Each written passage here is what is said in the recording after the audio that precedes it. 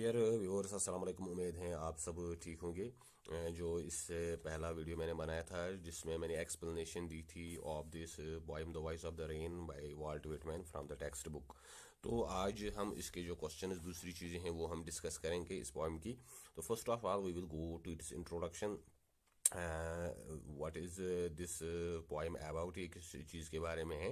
तो first of all अगर हम देखेंगे जो एक लिटरेरी डिवाइस है personification that has been used even in its title, जिसका टाइटल है वॉइस ऑफ द रेन, उसमें भी एक लिटरेरी डिवाइस इस्तेमाल किया है शायर ने, एंड दैट इज़ पर्सोनिफिकेशन। जो पर्सोनिफिकेशन का लिटरेरी डिवाइस जो अक्सर शायर इस्तेमाल करते हैं, he try to give the rain a human colour. तो शायर ने उसको जो रेन है उसको ऐसे एड्रेस किया है जैसे just like if it is a human being and it is speaking और it is conversing with poet.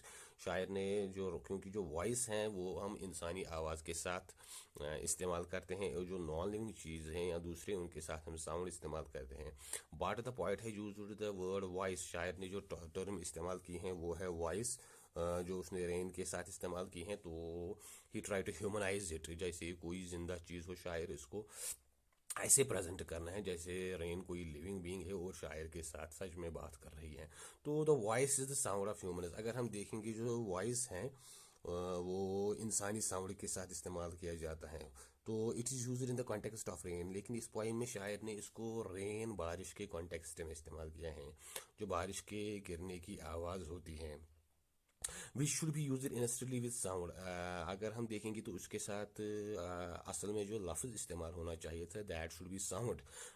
जो नॉन लिविंग चीज़, जो नॉन लिविंग थिंग्स के साथ इस्तेमाल होता है। So there is a literary device use in the title of poem. तो शायर ने जो पहला लिटरेरी डिवाइस इसमें इस्तेमाल किया है that has been use in this title, वो इसके टाइटल में इस्तेमाल किया गया है, एंड दैट इज़ पर्सोनिफिकेशन। और वो पर्सोनिफिकेशन है, to personify something, to humanise something.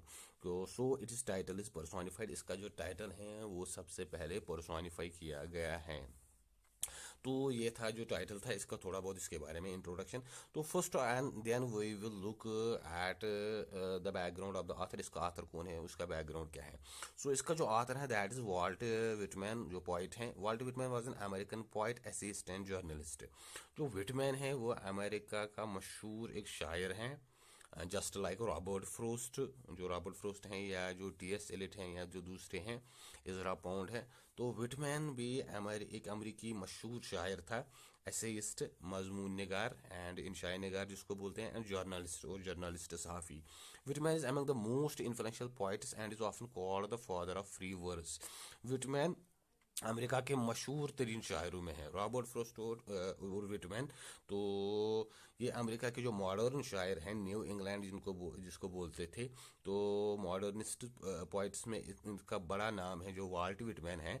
और फादर ऑफ फ्री वर्स, जो आज़ाद नज़म होती हैं, आज़ाद नज़म हम उसको बोलते हैं जिसमें राइम, रिदम और जो दूसरे पोइटिक डिवाइसेस या पोइटिक रूल्स हैं उनका ख्याल नहीं रखा जाता। जो सबसे पहले जो आज़ाद नज़म इस्तेमाल की थी that was used by the British और इंग्लिश रोमांटिक्स। जो ब्रिटिश रोमांटिक्स थे just like Wordsworth, Coleridge and Byron and जो दूसरे थे कीट्स। तो उन्होंने सबसे पहले ये अपनी पोइट्री में ये लाई थी ये चीज़, फ्री वर्स या आज़ाद नज़म जिसको हम बोलते हैं। First used by romantic poets, ये सबसे पहले रोमांटिक पोइट्स ने इस्तेमाल की थी। The reason behind Whitman free usages was due to the romantics of British literature. Whitman जो था वो खुद इन्फ्लुएंस हुआ था जो ब्रिटिश रोमांटिक्स थे, like Wordsworth and Coleridge, just like Wordsworth and Coleridge. जो वर्ड्सवर्थ और कॉलरिज थे तो विटमैन उनसे इन्फ्लुएंस हुआ था। This So he used this literary device in his poetry, who were rebels in literature. अगर हम romantics को देखेंगे तो actually they were the rebels in literature. शायरी में वो rebel थे, they did not follow the rules of the ancients. जो ancient classical poets ने जो rules poetry में दिए थे, they were totally against that. वो इन चीज़ों को follow नहीं करते थे, ना तो वो form या style जो poetry की थी उसमें, और ना ही content में वो उस चीज़ को follow करते थे. So Whitman was also influenced by these words Wordsworth and Coleridge and others. Whitman was one among the poets called American Romantics. Whitman उन शायरों में थे अमेरिकन के जो अमेरिकन रोमांटिक्स थे. That was also a movement in America, just like the English romantic movement. और American romanticism जिसको बोलते हैं, लिटरेरी मूवमेंट, जो एक शायराना लिटरेरी अदबी तहरीक थी. शायर एक ग्रुप था जो पोइट्स था जो कि एक ख़ास अंदाज से अपनी जो राइटिंग, अपनी जो शायरी लिखते थे. बॉर्न ऑन 31 मई 1819, तो जो इसकी बर्थ हुई है वो 31 मई 1819 1819 को waste hills New York. Waste hills एक जगह है न्यूयॉर्क में, वहाँ पे यूनाइटेड स्टेट्स में. डाइड ऑन 26 मार्च 1892, और जो उसकी डेथ हुई है वो 1892 में हुई है in Camden, New Jersey, United States. New Jersey United States की एक रियासत है, वहाँ पे एक जगह है कैमडन, तो वहाँ पे उसकी डेथ हुई है. और जो उसने खास जो इसकी वर्क्स हैं, जो लिटरेरी अदबी काम है, that is leaves of grass. इसकी मशहूर पोइम है सॉन्ग ऑफ माई सेल्फ, ये भी, and O captain my captain. This poem, last poem, is based on Abraham Lincoln. ये जो आखिरी पोइम है ये अब्राहम लिंकन पे बेस्ड है ऑन हिज डेथ. तो this was the profile of the poet Walt Whitman. So this was a brief profile of the poet, and now I will come to the poem, and जो इसके दूसरी चीज़ें हैं वो हम discuss करेंगे. First of all it is title is in personification. उसका जो टाइटल है अगर हम देखेंगे तो वो पर्सोनिफिकेशन में है. तो the poem the voice of the rain is written by Walt Whitman. It's a conversation dialogue between the poet and the rain. तो ये जो पोइम है वॉइस ऑफ द रेन, ये वाल्ट विटमैन ने लिखी है. इट इज़ एक्चुअली एक conversation, ये एक बातचीत है, गुफ्त शनीद है, जो शायर, एक डायलॉग है जो शायर और रेन के दरमियान है, बारिश के दरमियान हो रहा है. The rain explains it is eternal cycle in it is birth place, and in this poem the rain explains it is eternal cycle, जो इसका एक अब्दी साइकिल है जिसमें ये घूम रही है. तो वो चीज़ इसमें बता रही हैं how the water vapours get up from the earth and the sea, and then it condensed at a higher level, and then it fall in the form of precipitation. तो वो चीज़ें, that is earth, it is birth place, जो शायर है, जो rain है, वो explain कर रही है कि इट इज़ बर्थ प्लेस जो है दैट इज़ अर्थ, जहाँ से, या समंदर जहाँ से ये first of all it is cycle begins, and it also use personification. तो इसमें भी शायर ने एक तरह की पर्सोनिफिकेशन इस्तेमाल की है, just like as if it is human being, जैसे कोई जिंदा चीज़ हो. The rain tells it story of water cycle. जो इसमें रेन है वो अपनी वाटर साइकिल की जो स्टोरी है, हाइड्रोलॉजिकल साइकिल जिसको हम बोलते हैं, तो वो इसमें बता रही है. In this poem there we can understand the concept of water cycle that we read in our primary classes. तो इसमें हम वो वाटर साइकिल पढ़ते हैं जो एक्चुअली हमारा साइंस का टॉपिक है, जो हम प्राइमरी क्लासेस में पढ़ते थे, फिजिक्स में या दूसरी चीज़ों में.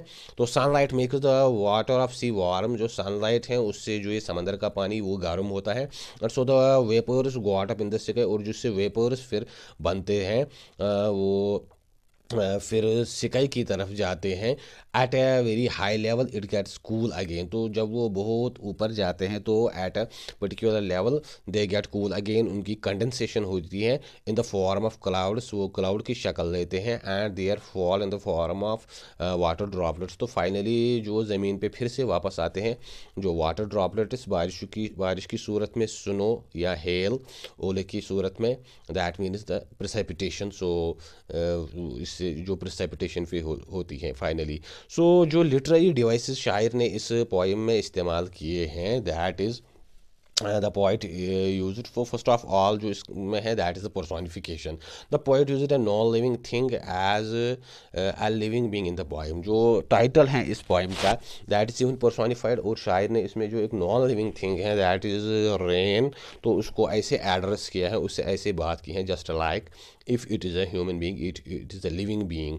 सो यहाँ पे अगर हम देखें तो जो रेन है इसमें बोल रही है I am the poem of earth. मैं ज़मीन की पोएम हूँ, इसका गीत हूँ, इसका सुर हूँ, इसका जो शायरी हूँ. Said the voice of the rain, ये जो वॉइस ऑफ द रेन है, जो रेन शायर से बात कर रहे हैं, तो इसमें बोल रहे हैं in it the poet has addressed the rain. और जो रेन है वो शायर से ऐसे बात कर रही हैं just like if it is a human being, जैसे ये कोई इंसान हो, कोई ज़िंदा चीज़ हो. And then there is the metaphor. इसमें जो दूसरी चीज़ शायर ने वो मेटाफर इस्तेमाल किया दैट इज़ द उसको इस्तारा बोलते हैं. And indirect comparison between the qualities of different things. अगर हम इनडायरेक्टली कंपैरिजन करें उन दो चीज़ों के दरमियान, तो जिनकी क्वालिटी बज़ाहिर डिफरेंट हैं लेकिन लेकिन हम उनमें एक वो तशबीह करने की कोशिश करें, कंपैरिजन करने की कोशिश करें. For example, I am the poem of earth being compared the poem, I am the poem of earth. जो इसमें जो रेन है वो बोल रही है कि मैं ज़मीन के लिए, इस धरती के लिए एज पोएम हूँ, कोई गीत हूँ. तो rain is being compared with the poem. जो इसमें जो रेन को उसको पोएम के साथ कंपेयर किया गया है, हालांकि रेन और पोएम का आपस में कोई वास्ता नहीं है. So this is the metaphor. And then there is the hyperbole. Hyperbole means exaggerated statements, किसी चीज़ को बढ़ा चढ़ाकर पेश करना. जैसे इसमें शायर ने इस्तेमाल किया है बॉटमलेस सी. तो अगर समंदर कितना ही गहरा क्यों ना हो, उसका एक बॉटम होता है जहाँ पे वो एंड होता है. तो but the poet has used in this poem the bottomless sea as hyperbole. तो समंदर की गहराई के लिए उसने जो लफ्ज़ इस्तेमाल किया है, दैट इज़ द बॉटमलेस सी. तो शायर ने इसको बड़ा चढ़ा के पेश किया है. And this literary device has been called hyperbole. तो इसके बाद जो एक और आता है, that is the imagery usual description of something. किसी चीज़ को ऐसे बयान करना कि हमारे दिमाग में, हमारे ख्याल में उसकी एक तस्वीर बन जाए. Just like soft falling shower. जब वो मध्यम अंदाज में, बड़े नरम अंदाज में बारिश गिर रही होती हैं, जब हम ये चीज़ पढ़ते हैं इस पोएम में, तो हमारे दिमाग में वो बारिश के गिरने का एक ख्याल, एक सीन आ जाता है. So this is called the imagery. So इसके बाद जो दूसरी चीज़ें हैं जो हम डिस्कस करेंगे, that is the theme of the poem. जो इसका थीम है पोइम का, और जो टाइटल जस्टिफिकेशन है वो हम देखेंगे. So first of all, the theme of the poem is the healing और soothing power of the rain. जो सबसे पहले अगर हम देखेंगे जो इसका थीम है पोएम का, दैट इज़ द हीलिंग और soothing power of the rain. जो ये हील करती है ज़मीन को या सूथ करती है, जो जब ये बारिश गिरती है, that means nourishing nature of something. जैसे ये नॉरिश कर रही है किसी चीज़ को. So it signifies the eternal role that the rain plays in nurturing, quenching and purifying the various elements of earth. So this poem signifies the eternal role. Eternal means that is repeating और that is continuous, जो हमेशा से चला आ रहा है. That the rain plays in nurturing. जो ये नर्चर कर रही हैं, पाल रही हैं, बारिश जो है, क्वेंचिंग प्यास बुझा रही हैं, एंड प्यूरिफाइंग और पाक कर रही हैं द वेरियस एलिमेंट्स ऑफ अर्थ. ज़मीन की जो बेशुमार चीज़ें हैं, plants, animals, living beings and other things. The rain returns the favor to its place of origin. और जो ये रेन है, like someone, it returns the favour. ये जो फेवर है उसको रिटर्न कर रही है, मदद कर रही है, to its place of origin, जहाँ से ये निकली थी. तो एहसान चुका रही हैं. From wire it rises unseen from the depth of water. जो क्योंकि इसका जो ऑरिजिन है वो समंदर है, जहाँ से ये पहले ये वेपोराइज जो होती हैं, तो वेपर्स उठते हैं, that means oceans and seas. And from the land, और ज़मीन से, पेड़ पौधों से जो नमी हवा की तरफ जाती हैं. तो finally it come back, it came again in the form of rain. तो ये फिर से वापस आ जाती हैं और it is came in the form of a healing और सूथिंग पावर. इसका एक हीलिंग और सूथिंग पावर होता है. So the main theme of the poem is the importance of cyclical nature of rain. जो इसका थीम है, that is the cyclical nature of rain. जो ये रेन है, it is having a cyclical nature. ये हमेशा इसी साइकिल में से गुजर रही होती हैं. इट ऑल्सो सिग्निफाइज, ये इसका एक यूनिवर्सल थीम भी है, दैट इज़ अगर आप कोई अच्छा काम कर रहे हैं, that will come back to you. वो आपकी तरफ फिर से वापस आ जाएगा. As well as the poetry of the poet. और जो शायर की पोइट्री है, शायर भी अपने पोइट्री को रेन के साथ कंपेयर कर रहा है. He tries to put it also in a cyclical manner. शायर बोल रहा है कि जो ऐसे ये रेन जो ये यहाँ से निकलती हैं, फिर वही वापस आ जाती हैं फाइनली. तो मेरी शायरी भी वैसे ही है. It's this cycle which keeps the earth green and clean. और ये जो साइकिल है, वाटर साइकिल है, हाइड्रोलॉजिकल साइकिल है, it is this very cycle. ये वही साइकिल हैं जिससे हमारी ज़मीन ताज़ा और खूबसूरत और शादाब रहती हैं. According to the poet, like rain his poetry is also vital for humans. शायर बोल रहा है कि रेन की तरह मेरी जो शायरी है, it is also vital, it is also very important for human beings. His poetry also has a cyclic nature. इसकी जो पोइट्री है, शायर परसीव कर रहा है, शायर को लग रहा है कि मेरी शायरी और रेन दोनों का एक ही नेचर है, that is cyclic. His poetry goes to different people, मेरी शायरी भी अलग अलग लोगों के पास पहुंच जाती हैं।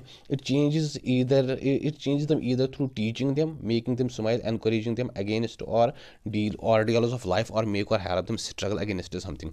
शायर को लगता है कि मेरी शायरी जब कोई पढ़ता है, इधर मेकिंग देम स्माइल, या तो इससे हंसते हैं, और टीचिंग देम, या फिर उनको कोई बात समझ आती है, encouraging them against ordeals of life, जो ज़िंदगी की मुसीबतें हैं उनके खिलाफ उनकी हिम्मत बढ़ाती हैं, और help them struggle against something, और उनको किसी न किसी चीज़ की प्रेरणा या वो इंस्पायरेशन देती हैं टू स्ट्रगल अगेंस्ट समथिंग। अगर वो किसी चीज़ के खिलाफ स्ट्रगल कर रहे हो, किसी चीज़ को हासिल करने की कोशिश कर रहे हो, finally it comes back to the point, और finally just like the rain it comes back, ये फिर से वापस आ जाती है, कम बैक करती हैं टू द पॉइंट, शायर के पास, अलॉन्ग विद हैप्पीनेस, उसके अपने साथ खुशी लाती हैं, क्रिटिसिज्म तनकीद लाती हैं, और सजेशन, जो एक तरह की सजेशन, एक तरह की राय होती हैं, वो लाती हैं। तो शायर को लगता है just like this rain it is poetry returns with a due favour.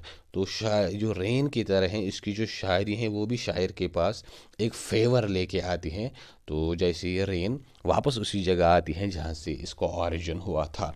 So this was the theme, it has a philosophical और यूनिवर्सल थीम। तो इसके बाद जब हम देखते हैं, it is title justification, through the words of the rain the poet has tried to bring out the importance of rain for earth. शायर ने जो इसमें ये एक अल्फाज इस्तेमाल किए हैं, ए कन्वर्सेशन विद द रेन, शायर हमको जो रेन की इम्पोर्टेंस है रिगार्डिंग द अर्थ वो बताना चाह रहा है। फॉर प्लांट्स, जो प्लांट्स हैं, पेड़ पौधे हैं, एंड फॉर मैन, और जो इंसान हैं या दूसरे जो लिविंग बींग्स हैं, animals and birds, as the poet is translating what the rain is speaking through it is own language. तो शायर जो समझाना चाहता है अपनी ज़बान से कि ये जो रेन है ये इसके साथ क्या बात कर रही है। The sounds it makes when it falls, जो आवाज़ें उससे आती हैं जब ये ज़मीन पे गिरती हैं। The whole poem is about the rain. So सारी ये जो पोइम है it is based on this rain और the rain cycle, and it is dialogue with the poet. और जो ये बातचीत कर रहे हैं, जो ये गुफ्तगू कर रहे हैं, जो एक तरह की कन्वर्सेशन जारी है between poet and the rain, तो thus the title is justified. So अगर हम देखेंगे तो सच में this is a dialogue, this is a conversation that is being felt by the poet with the rain, so its title is apt। जो इसका title है वो जस्टिफाइड है, वो इसके साथ बिल्कुल मैच होता है ये जो पोइम है। So this was the theme, title justification, literary devices and about the poet. तो मैंने ये चीज़ें आज आपको इस वीडियो में बताई। अगर आपको समझ आ रहा है, आपकी जो अंडरस्टैंडिंग है उसमें इजाफा हो रहा है, तो हमारी चैनल को ज़रूर सब्सक्राइब करें और अपनी व्यू दे, ताकि जो फ्यूचर में मैं ग्रामर या दूसरी चीज़ें पढ़ाऊँगा, दूसरे जो इसके अलग अलग क्लासेस हैं या दूसरे जो टॉपिक्स हैं, तो वो आप तक पहुंच सके, और इस जो वीडियोस हैं इनको इम्प्रूव कर सके, इनको जो कंटेंट है और जो पिक्चर क्वालिटी हैं। तो ज़रूर अपनी व्यू दे और चैनल को सब्सक्राइब करें। Thank you.